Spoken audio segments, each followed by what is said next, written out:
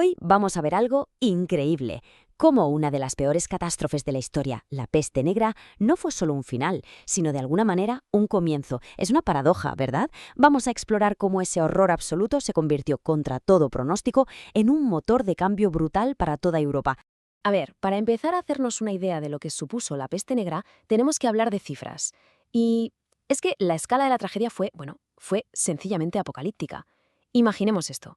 Hasta un 60% de la población de toda Europa desaparecida. En apenas unos años. Es una cifra que, literalmente, borró y redibujó el mapa del continente. Y ojo, que no hablamos de una enfermedad lenta, ¿no? El terror era su velocidad. Los relatos de la época son escalofriantes. Una persona podía estar perfectamente sana por la mañana, por la tarde con una fiebre altísima y al llegar la noche ya estaba muerta. Esa brutalidad, esa rapidez, es lo que desató el pánico más absoluto por todas partes. Pero claro, para entender por qué el golpe fue tan devastador, tenemos que dar un paso atrás. Hay que ver cómo era el mundo justo antes. Y la verdad es que la Europa del siglo XIV era, en muchos sentidos, un polvorín.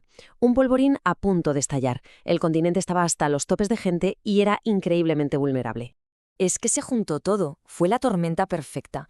Por un lado, las ciudades, imagínense, abarrotadas, sin higiene ninguna, un caldo de cultivo para cualquier enfermedad. Además, la gente estaba débil, había malnutrición por todas partes por culpa de una serie de malas cosechas. Y la medicina de la época, se basaba en textos antiguos, no en ciencia, no servía de nada. Y si a todo eso le sumamos un sistema feudal súper rígido, pues tenemos un cóctel explosivo. Y entonces llegó. La llamaron la pestilencia. Aterrizó en Europa y empezó a avanzar. Y nada, absolutamente nada, ni nadie pudo hacer nada para detenerla. Oye, claro, la ciencia nos ha dado la respuesta. Sabemos que la peste negra fue una pandemia provocada por una bacteria, la Yersinia pestis. Y lo más increíble es que las investigaciones más recientes han conseguido rastrear su origen exacto hasta Asia Central. Desde allí simplemente se subió a las rutas comerciales y empezó su viaje. La velocidad a la que se extendió es que es para no creérselo. Mira, en 1347 llega a Italia, al puerto de Mesina. Un año después, solo un año después, ya estaba arrasando Francia, España e Inglaterra.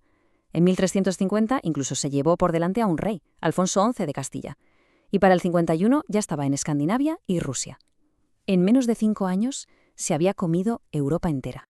Y el sufrimiento de los enfermos era algo atroz. La cosa iba así. Primero, una fiebre, altísima, de repente. Luego salían esos bultos negros horribles, los bubones, en el cuello, las axilas. Después, la piel se llenaba de manchas oscuras, los dedos de las manos y los pies se gangrenaban, y en unos 5 días se acababa todo. Era una agonía. Claro, ante una cosa así, tan masiva, tan incomprensible, la sociedad empezó a romperse por las costuras. El caos era total. Y con el caos llegó la necesidad, la desesperación por encontrar a alguien a quien echarle la culpa. Es que las cifras de mortalidad, de verdad, son difíciles de procesar. Pensemos en ciudades enteras. Florencia perdió más de la mitad de su gente. La mitad.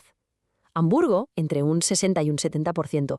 Inglaterra, como país, pudo haber perdido también hasta un 70% de sus habitantes.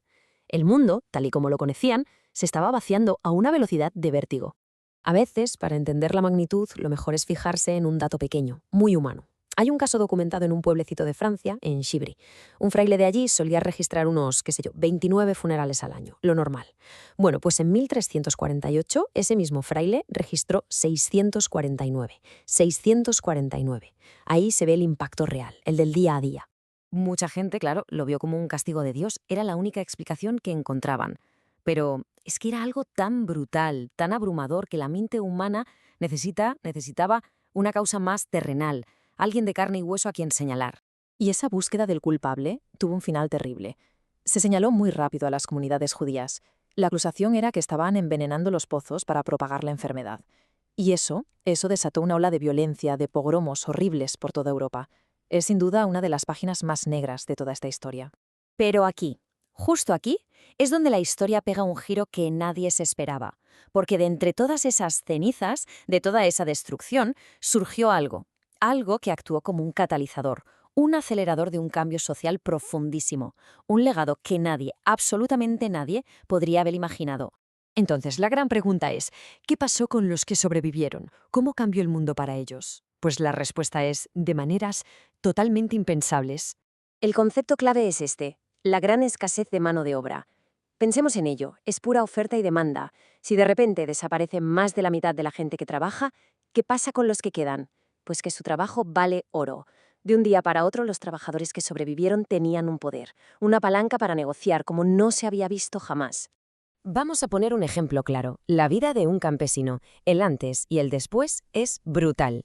Antes de la peste era un siervo, atado a la tierra, con un sueldo miserable y pasando hambre. Después, de repente tenía libertad para moverse, los salarios se dispararon, comía mejor y hasta podía acceder a tierras que antes eran impensables. Para ellos, para los supervivientes, su mundo había dado un vuelco a mejor.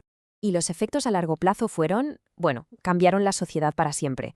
La servidumbre, ese sistema que ataba a la gente a la tierra, prácticamente desapareció en Europa occidental. La gente empezó a poder ascender socialmente, a mejorar su vida, y claro, como faltaban brazos para trabajar, se empezó a invertir en tecnología, en máquinas que ahorraran trabajo. De hecho, para los campesinos de Inglaterra que sobrevivieron, se habla del inicio de una auténtica edad de oro. Así que, si lo pensamos bien, la peste negra fue muchísimo más que un punto y final. Fue en realidad un punto de partida. Uno muy violento, muy brusco, sí, pero un punto de partida que ayudó a derribar el viejo sistema feudal y que puso los cimientos para una sociedad completamente nueva. Y esto nos deja con una última reflexión, una pregunta bastante potente. ¿Es posible que la peor catástrofe de la historia sembrara, sin querer, las primeras semillas del mundo que conocemos hoy? Es una paradoja tremenda, que nos enseña que a veces, incluso del peor de los desastres, pueden hacer un cambio que lo transforma todo.